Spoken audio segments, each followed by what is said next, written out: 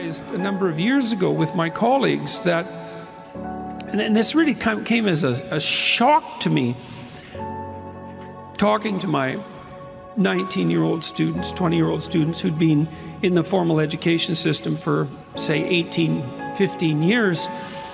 And what I realized, it was within a course I was teaching called Maps of Meaning, which was based on the first book that I wrote. And it's a book about how our existence, even our perceptions, our motivations, our emotions are grounded in narrative. They're grounded in stories. And I believe the scientific evidence for that is actually overwhelming. We'll pay money to go see movies, to be instructed by stories. It's a very deep part of our character. In any case, I realized that my students hadn't ever really been asked to write their own stories.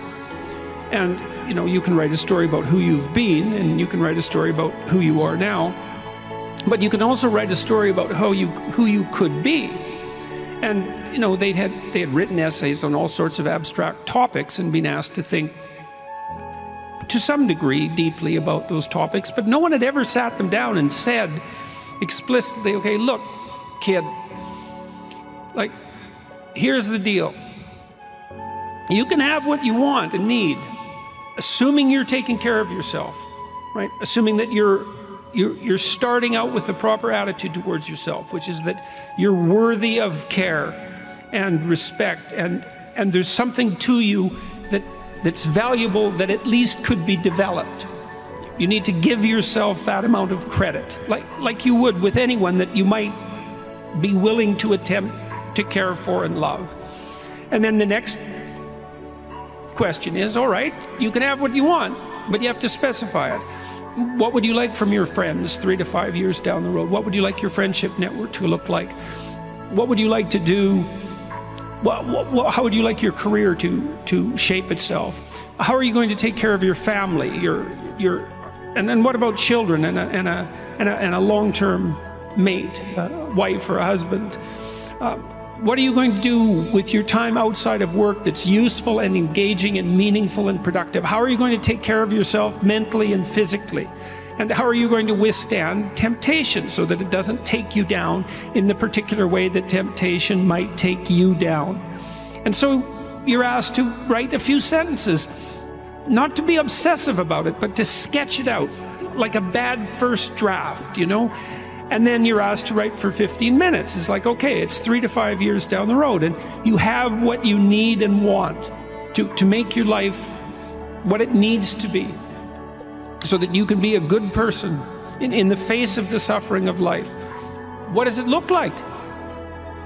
And then we ask people to do the contrary, which I think is also useful, which is, all right, well, consider for a moment the multitude of your faults and the direction those faults could pull you in. And everyone knows that. Everyone has a sense of how they would fall apart in their own particular manner, with their own particular weaknesses. It's 3 to 5 years down the road, and you've let that part of your character dominate.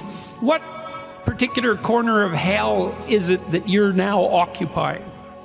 And so now you have something to aim at. You have a purpose, right? And that's motivating. People need a purpose in life.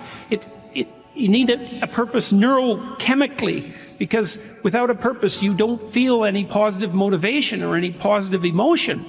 Like, our positive emotion is linked to our pursuit of valuable goals. That's how our brains are set up. And so you need that positive goal, and also to stop you from being unduly uncertain and anxious because nothing is specified enough. And you need something to run away from. You can escape from the worst in you, and you can move towards the best in you. And we would spend 15 years educating people and never once sit them down seriously and say, okay, look, you can craft yourself to some degree. You have the capacity to write your destiny, not in its entirety, but at least as a sequence of aims. And having done that, you need also to justify it. So for example, one of the things we ask people to do once they've specified a goal is to say, well, okay, imagine you achieved this goal. Okay, so why is that good for you? Why is it good for your family? Why is it good for your community? You know, because if you want to be locked in on a goal in a manner that's sufficient to take you through the trials that will occur while you're pursuing this goal, especially if it's a high-order goal and it's difficult, then you need an explicit philosophy, a rationale for why this is worth pursuing. It's like, well, here's what it'll do for me in the sense of the development of my character and my capacity to deal with the world. And here's how it'll strengthen my family. And here's how it will benefit the community. And then having formulated those arguments, you have that body of carefully articulated thought that enables you to chase away the doubts that will inevitably accrue as you're attempting to do something difficult. You have to negotiate with yourself, and you have to justify what you're doing carefully and philosophically, deeply, so that you have the commitment and the strength of character that enables you to push through times that are difficult. And so, well, so we discovered that that hadn't been done, except in isolated cases.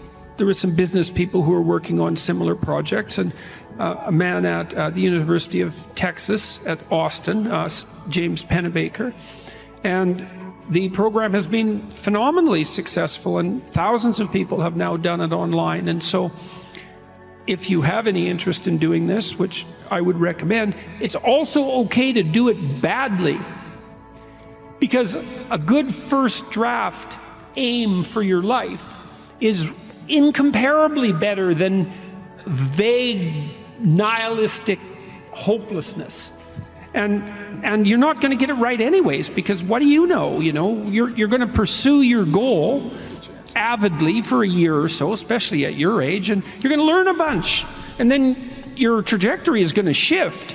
But it doesn't matter, because the trick is to get the process of moving forward toward the aim started, and then to have the humility to make course changes along the way as you inform yourself. And so it gets the ball rolling.